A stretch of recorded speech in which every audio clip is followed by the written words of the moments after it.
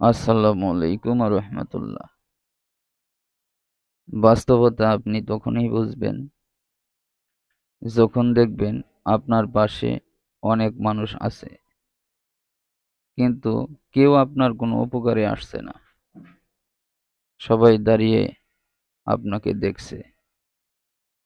কষ্টের সময়ই মানুষের জীবনের সত্যিকারের মূল্য বুঝতে পারে।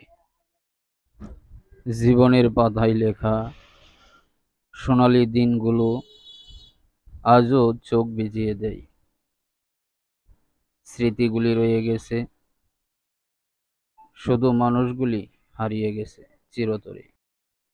যখন তুমি দুঃখ কষ্টে জর্জরিত হয়ে চোখের পানি পর্যন্ত কাঁদতে কাঁদতে শুকিয়ে ফেলেছ, ভিতর থেকে ভেঙে পড়েছ, ধৈর্য ধরো, অপেক্ষা করো।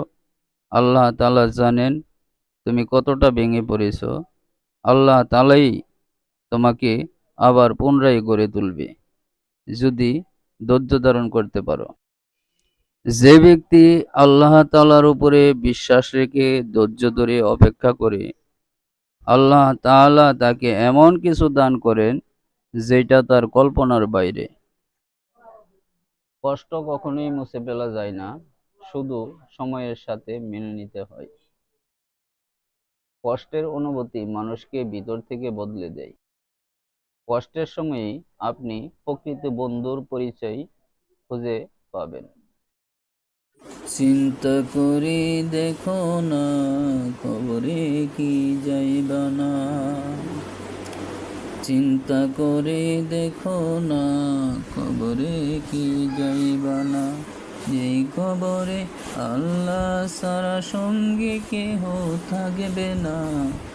যেই কবরে আল্লাহ ছাড়া সঙ্গী কেহ থাকবে না। চিন্তা করে দেখো না, কবরে কি যাইবা না। চিন্তা করে দেখো না, কবরে কি যাইবা।